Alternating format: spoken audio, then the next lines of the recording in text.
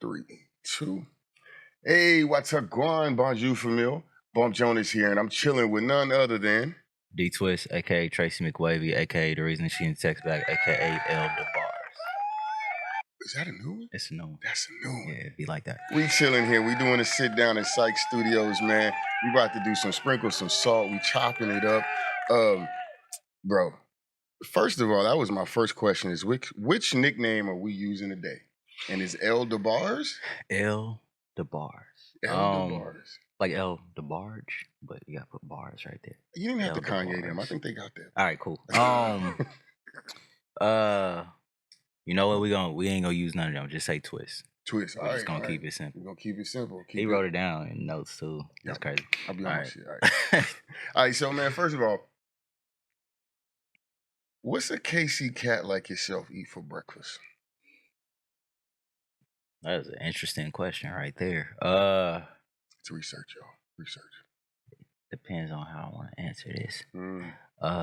So I'm gonna go political. I eat knowledge for breakfast. Yes. I wake up and I read certain books.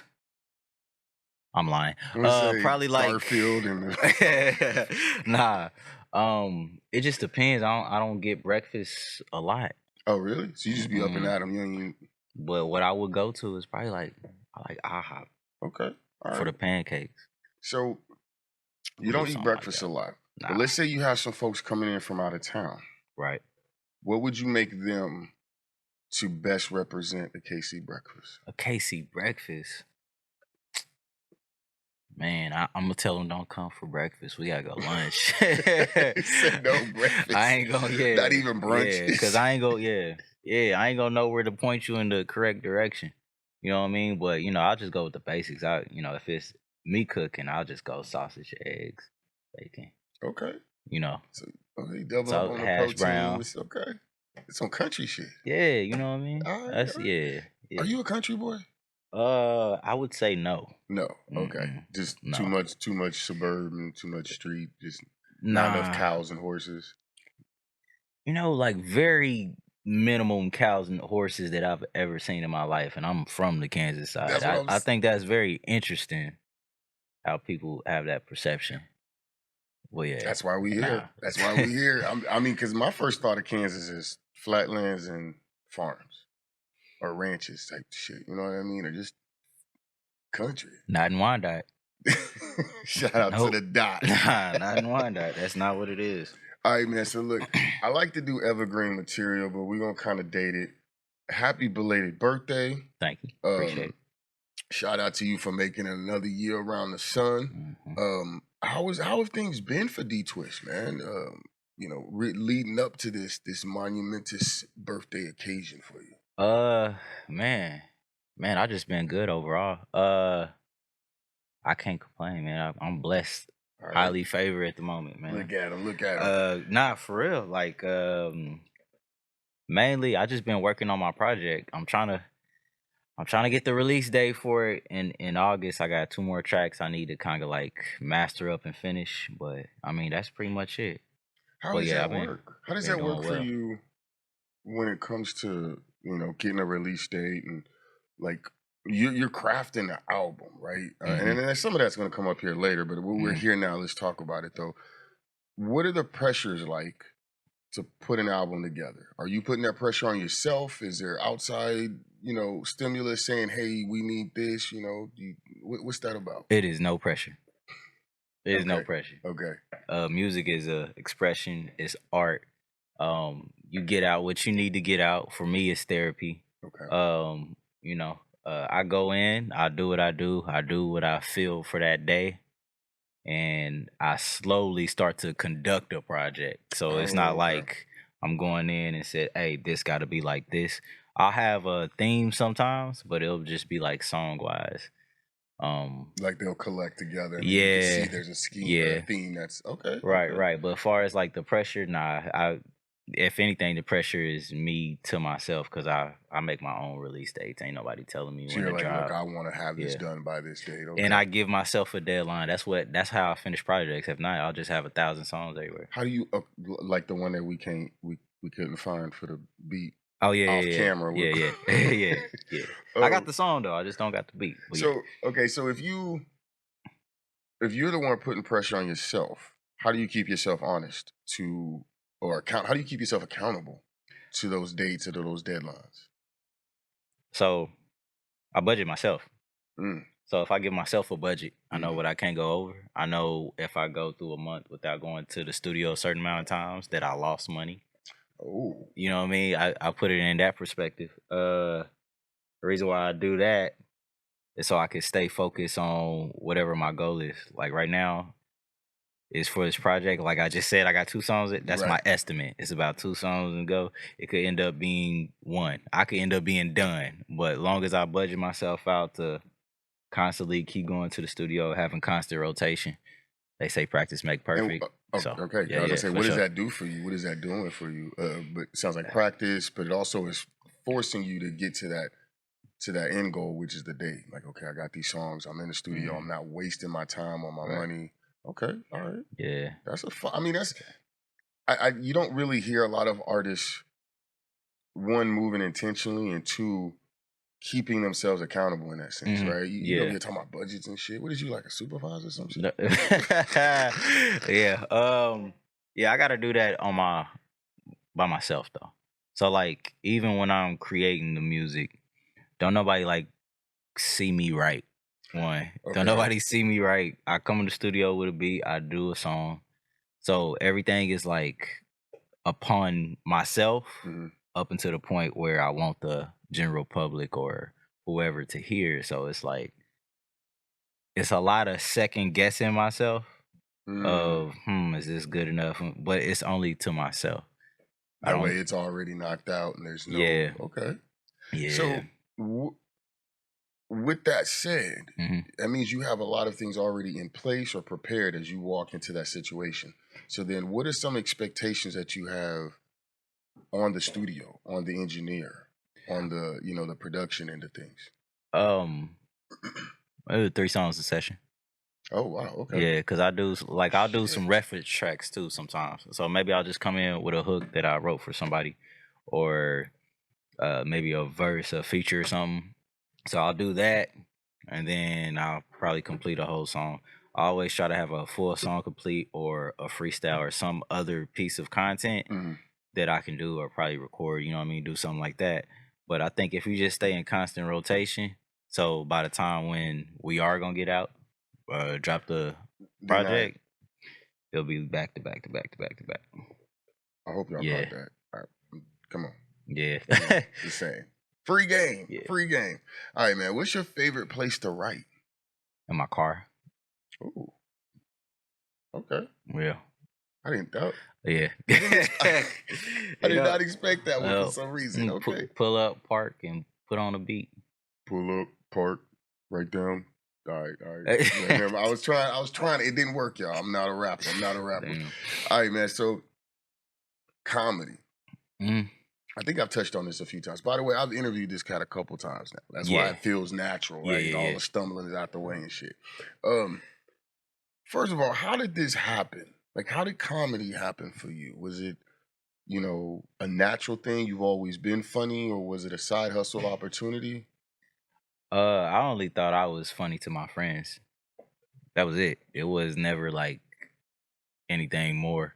It was just I was funny to my friends. We was funny to each other. We made stuff that we thought was funny, and then that kind of expanded to saying crazy stuff on Facebook. And then you know what I mean. And then start making memes. You know, it was like layers to it. And then it just got to the point where I was like, I think I got about 5 minutes worth of material that I could do. That you can put And then I realized 5 minutes feel like 58 minutes. but Cortez Carter, he put me on my first comedy show. Wow. Yeah. Okay. He put me on my first comedy show, and then Goofy and T, he started putting me on his comedy shows, and then we just kind of like started throwing them together. Cortez Carter, you know, he does like parties now, like some of the best parties, by the way. He throws the best parties now. And then Goofy and T, he still does his how do you say it? I was gonna say his comedy specials. I said it like he like headlining it, but he's more like a host. You know what I mean? Oh snap! He'll throw it, he'll throw it, and then he'll host it, and then he'll be bringing comedians so he on. get it set up and get out the way, and let y'all get up there and get your funny on. Yep. Okay. Yep. So where I'm really going with this is that for those that don't know, D Twist, Tracy McWavy, is definitely, or just Twist. We said Twist for nicknames. Sorry, almost messed it up. And he wrote it down. You know what I'm saying? You are definitely a student of the game. For sure. So are you also a student of comedy as well? I think I do. I think it's just a common hood thing that are to the core. Hood movies are comedies to us. And once you live in the hood and you see traumatic situations, you look at every bit of piece of comedy in the hood. Like, it's no reason. Like, for instance, if you watching Friday, it's a real struggle when he's saying peanut butter, no jelly. That is a real struggle, right? Yeah. But that shit is hilarious. Y'all ain't never. And we've been there's been times when you just been broke and like, bro, we got peanut butter, but we ain't got no fucking jelly. That's a real situation. That's what I'm saying. Dropping the ice cube on the floor. Debating if you gonna pick it up or not. He's a real situation. 5-second rule was born from shit like that. What? So I wanna keep touching on the comedy a little bit. Okay. How does humor come out in your rhymes? All the time. Okay. And how does it influence your rhymes at all? Something that's current is memes of, you know what I mean, any type of shorts that's making people laugh. That's the things that, you know, get played the most. That's the things that's gonna be most repeated. I might say a catchphrase or something mid-rhyme, or just set up a situation that's gonna make you chuckle. But sometimes it's not intentional. It could be like the statement that I'm making is serious, but it just be funny. Like I was just saying, you watch them hood movies, it be serious. Should be traumatic as fuck. Yeah, but you be cracking up. Yeah. Okay. And I used to listen to Lil Wayne a lot. Lil Wayne says so much funny stuff. As great and as talented and brilliant that he is as a rapper, if you go back to like listen to some of his old mixtapes, like No Ceilings, Drought 3, stuff like that, he says a lot of funny stuff. 2 Chainz says a lot of funny stuff. 2 Chainz is hilarious. They say a lot of funny stuff. And it's effortless. And that's something I noticed about your rhymes, your flows. We were talking off camera how you basically switch up bars or flows, right? Every couple bars. There's a lot of effort that goes into that, and you do it in an effortless way.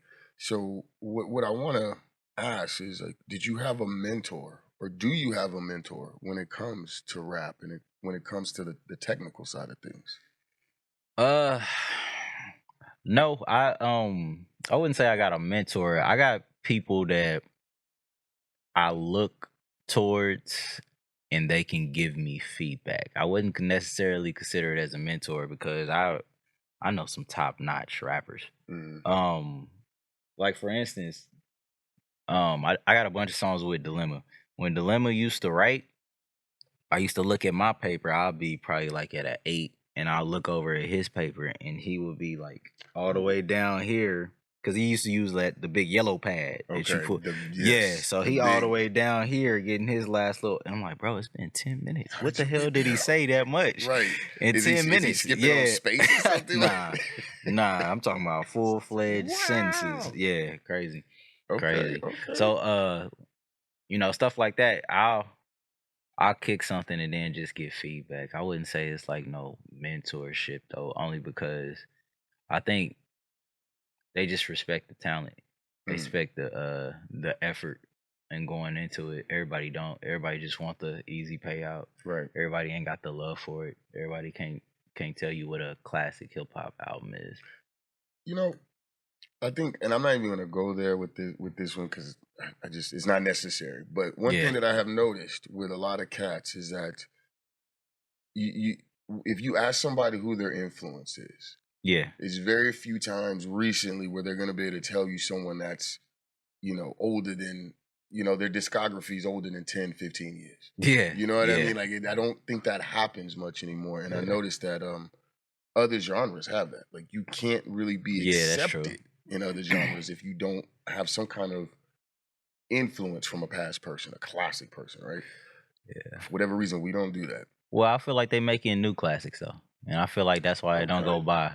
Yeah, I mean, it don't go back as far as you needed to. Like for instance, you can ask some little turned up rapper right now who his inspiration is. He might say Young Thug or Lil Uzi Vert, but like you said, maybe they catalog don't go back 15 years. Right. You know what I mean? But if you ask them, you know what I mean, who their influences is, sometimes they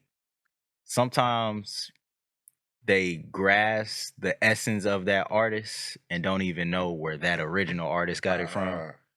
So, you know, it could be a inspiration. You just kind of got to ask the creator. Peep the angle. Yeah. Okay. So, I want to play off a little. You mentioned the word political. Yeah. So we're going to touch on this one. And I usually stay away from like super sensitive topics because I don't want to put any artists in a weird spot. But I feel like you have the most well-rounded way of speaking of things. So I'm gonna test this out with you, right? So there is sort of in the hip hop stratosphere a debate that's going down, and it's really about hip hop and how it started. Was it started by blacks, Latinos, or other? And my question to you is, I'm not asking you who started hip hop. Okay. But the question is, does it matter who started hip hop? No. But here's why though. Because hip hop started very braggadocious, but the people that was doing it was in a struggling environment. So I think if people related to struggle, like that's why that's why they were so cold at breakdancing. Imagine you having $12 for the day, right? $12 for the day, right? And then tomorrow you find out you only got that $12 for the week. It's a wrap. Hey, you can make a little money if you get real good at breakdancing back then. All right, let me get some cardboard. That's what I'm trying to tell you. We can get the cardboard for free. Man, I'm gonna go pirouette real quick. But that's the dancing aspect of it. But like far as like the wordplay, or not the wordplay, but the creation of hip hop, it started with a back to school party. You know what I mean? So I would say the people in attendance created it.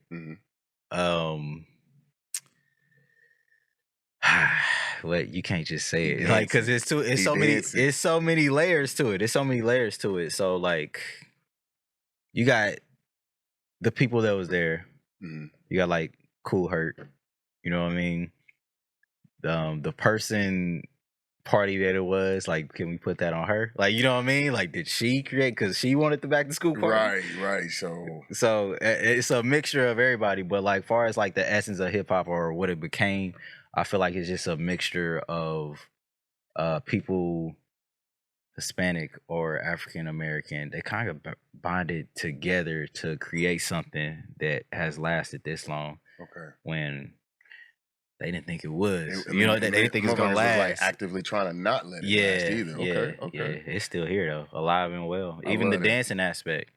You go to TikTok sometimes, you see them Red Bull champion dancing. That's all. You know what I mean? It all rooted from that back to school party. Now, you know what I'm saying? That's actually, and y'all know I love segues here. Yeah.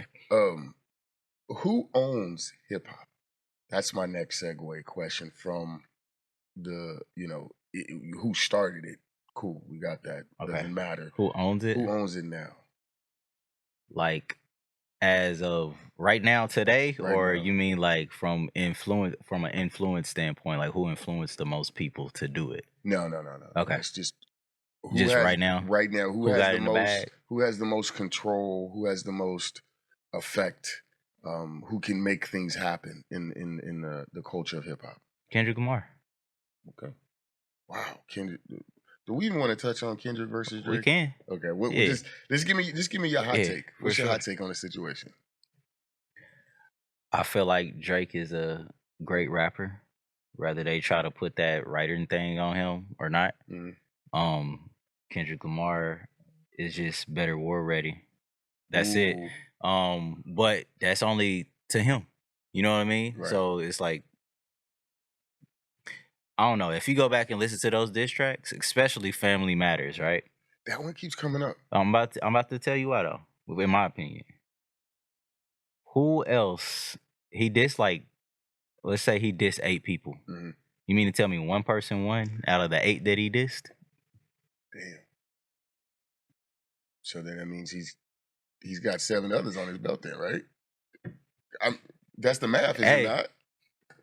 Because if he shot at 8 and only 1 returned fire and he won, the one who came back won, that means it's just the one that shot back shot him in the head. Call of Duty. Yeah, that's it. But as far as the rapping aspect, Drake is still a excellent rapper. Like, I don't see why people try to downplay it. Like, he's been rapping very well for a long time. Okay. And he didn't really take no breaks. Like, Kendrick take breaks, but Kendrick only made concept albums. Right. It's some of the top tier of a hip hop artist, if you ask me. Like, if you go to Good Kid, Mad City, Pimp a Butterfly, Damn, up until Mr. Morale and the Big Steppers. If you're just going off those 4 albums, there's going to be arguments of songs or the project in its entirety that it's the greatest hip hop ever made. And I think that does get mentioned on a lot, several levels. Yeah, right? A lot. Mean, every one of them. I mean, there's some people like Pimp a Butterfly kind of gets some downgrades sometimes from people. They're like, I'm not fucking with that jazz shit. You know what I mean? But it's like, come on. If they don't understand the essence of hip hop and where it came from, that's on them. That's on them. Come on now, that was heavy. Okay, that's on them. Least favorite genre of music. Least favorite. Damn. I'm gonna go with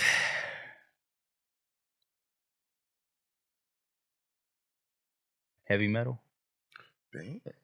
Okay. Must be the dot.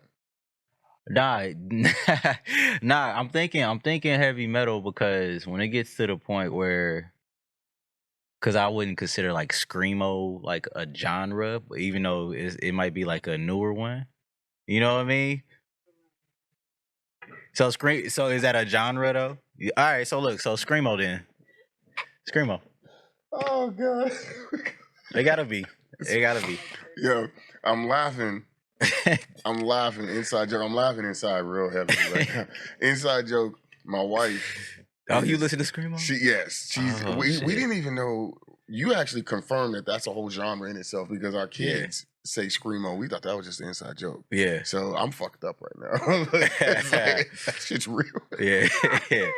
Yeah. It's a bunch of subgenres now, but like I say, and like I said, heavy metal. Like I ain't got nothing against heavy metal. It's just loud.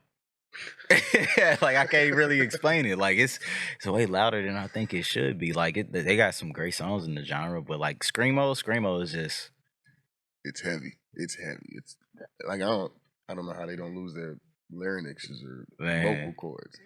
Reading the lyrics is crazy.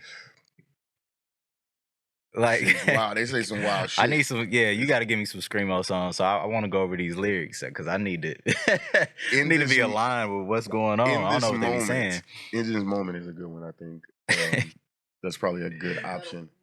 Yeah, that's heavy screamo. You'll get your screamo. You'll get your screamo dosage for real. Okay. Man, we've been on hip hop and rap a little bit. Let's kind of move away from that. Let's move away from that.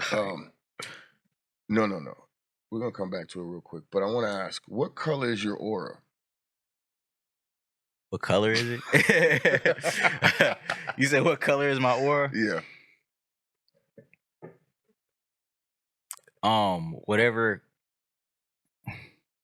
Whatever color when that person looks my way that makes them most comfortable. Oh, okay. You mutable. You flow with whatever is that. You gotta be a chameleon. Cool. See, she already. Okay. You gotta be a chameleon out here. All right. So, I want to talk about chopping. Mm-hmm.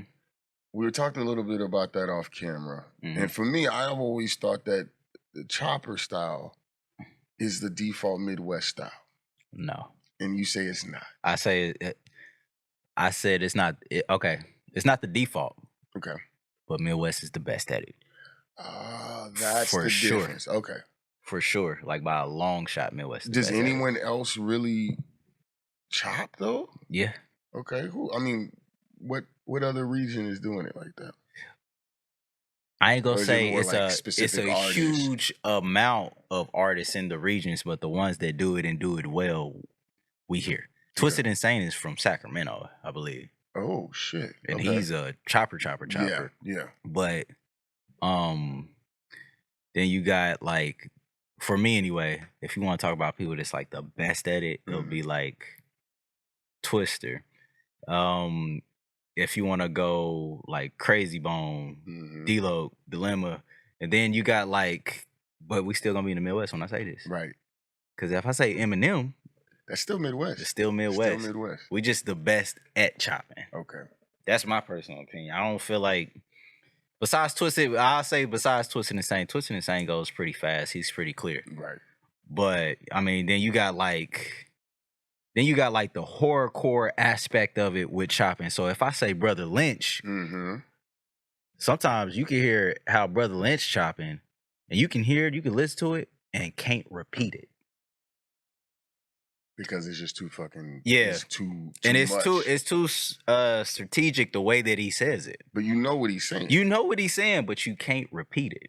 It's like hearing a language, right? And you try to repeat back what they say, but you didn't say I'm gonna kick a goat instead on accident. Like, you know what I'm saying? You trying to say what they saying, but you can't. You ain't got the flow, the accent, the breathing technique, all of that. Okay. Yeah.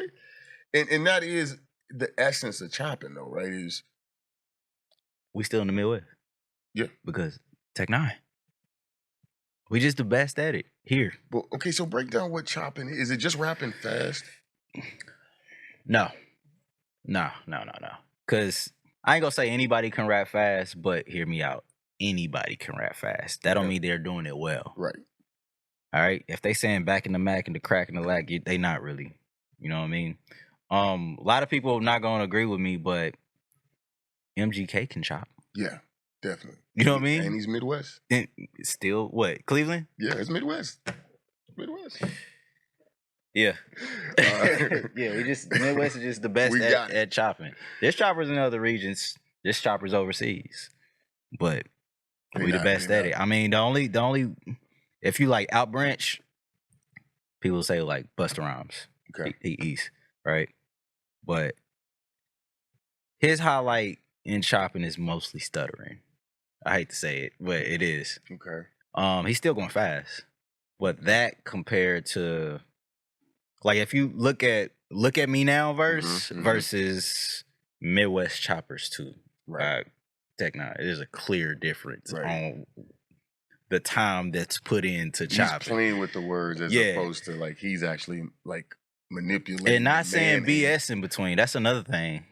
Ooh. Not saying BS in between. Okay. Yeah. So you really it's a whole skill in itself. Yeah, for sure. All right. So all you motherfuckers out there trying to speed rap, you ain't chopping. Right. Nah. Ooh. Hats or shoes? Which one's the bigger collection? Hats. Okay. I had a feeling it was gonna be hats. Yeah. Now, did your hat collection start after that high school Olin Mills picture? Olin Mills. The one with the Sears hair.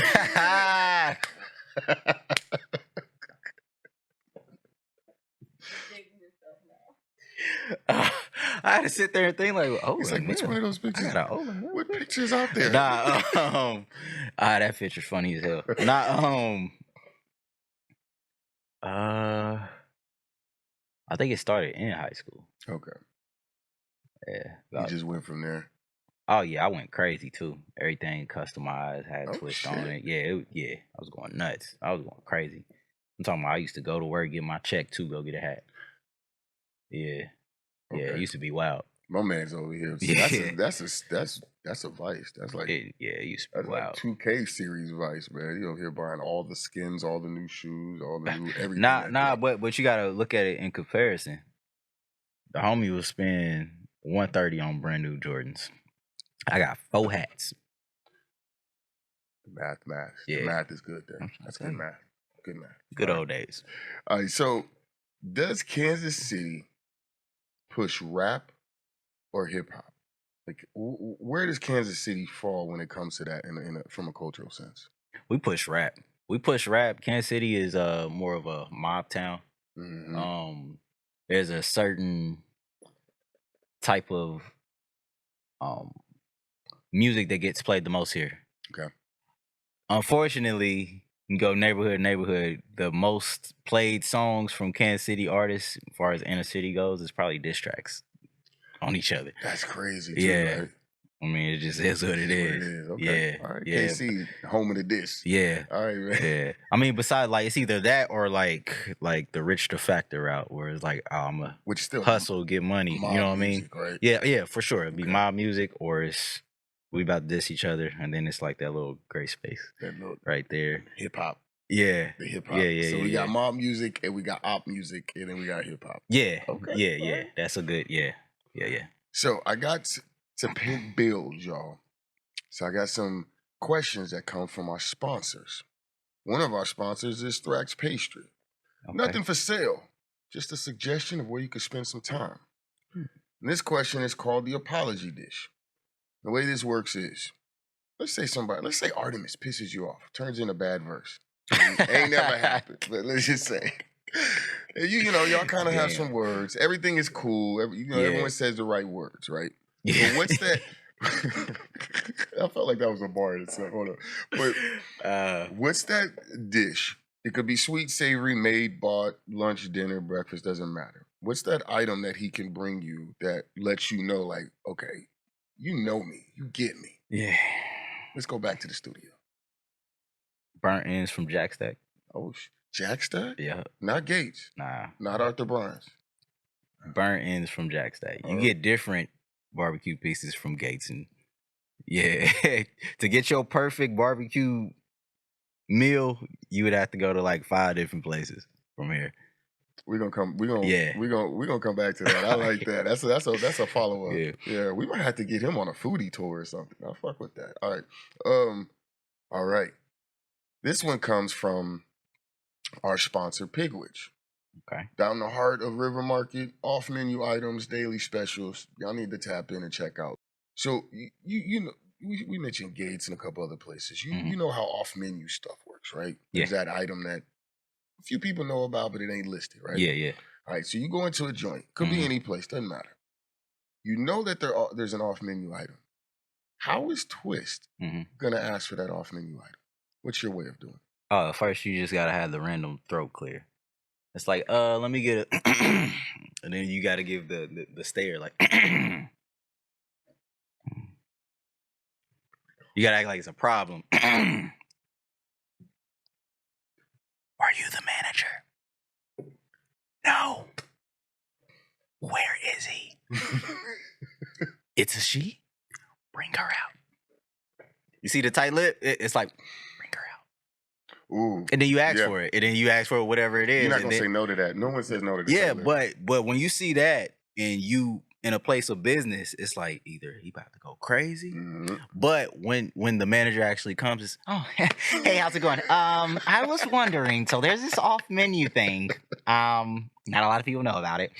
I think I have to tell you 2241 and you know what it is. All right, thanks. But if you see the employee again that you initially seen to go get that manager, you got to go back to it like, got a problem. Yep. What's going on here? And that's how I get it. I like that. That's how you get it. 2241. Remember that. It doesn't work at the car wash. No. I'm going to try it. All right. Couple more questions, man. I appreciate your time. Fun interview. This has been fun. Elevator project. Okay. That's what I call this question. Somebody comes across D-Twist for the first time. What's the song or project that they could listen to that's going to give them a good idea of who you are? That's a good question. That's a good question.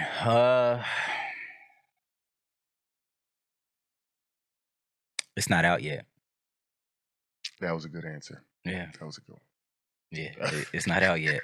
It's not out yet. This is how you build mystique. But on the way there, you can always listen through the catalog and create your own album throughout it.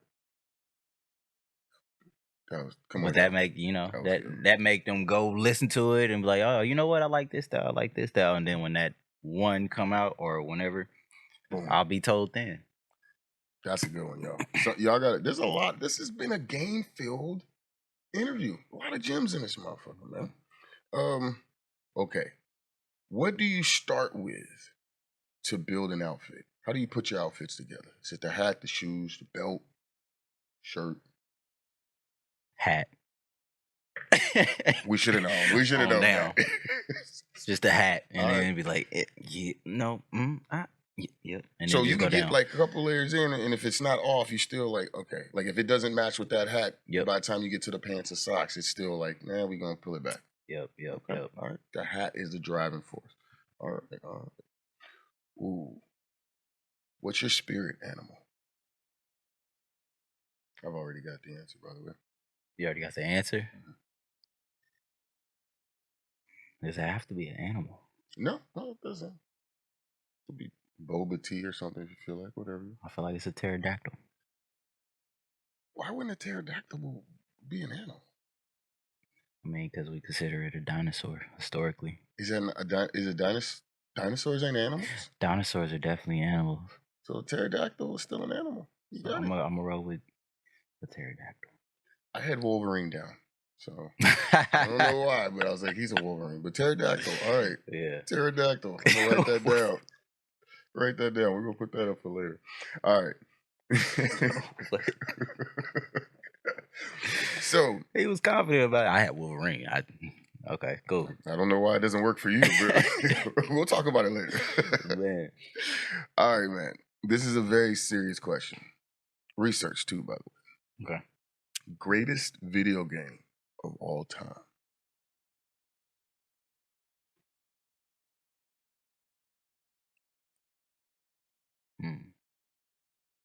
That's right, y'all. See, it's an interesting question because you got to look at you gotta look at how much time has passed and the upgraded graphics and all that, right? Okay. So if we I put it like this. I used to call it the space question. If you could send one video game to space. Okay. I like that. You know what I mean? For them to experience. For me, I think it'll be like Super Mario 3. 3? Yeah. Ooh. Why 3? That's a specific one. Because 3, that's when you was able to get the little raccoon ability too. Oh snap! But with all the other stuff, you can still get like the little flame fireballs. 3 was fun. That was the fun. And then Yoshi was on there. And it was, you know what I mean? I just feel like it was a good mixture of everything. Okay. All right. So 3 that's a solid one. Yeah. That's a solid one. Well, you have contributed to research because we're trying to figure out, greatest video game of all time. We're gonna figure it out. But if it's newer, it's like you could say one of those Grand Theft Autos because there's so much in those games, but it's super violent. Oh, the violence. Oh, hold on. I know you got a song, something in the Lambo. Oh yeah, yeah. Okay, okay. It's for security purpose. It said the song says, "If we get rich, there will be choppers in the Lambo." Because if you're in a Lambo, you a target. If you have reached that point of success where you're in a Lamborghini, you're a target. You probably need to protect yourself at all times. He's not talking about fast rappers from the Midwest. No, I'm not. Hey, man, this has been a hell of a fucking conversation. A great sit down here at Syke Studios, man. Bump Jonas chilling with none other than D Twist, aka Twist, aka Tracy McWavy, aka L DeBars. Did I get most of them? You did. Okay, we good. We good. I earned my place tonight. Look, man, I gotta ask on the way out. Is there any last words that you want the people to know? Anything you need them to know about coming up? I'm still working on my short film. It's called Eats. EATZZZ. I'm not gonna give you the plot. When I'm ready, I'll tell everybody what it is. Look out for Tubi. I'm still working on that short film. I'm about to drop an album here probably mid or late August.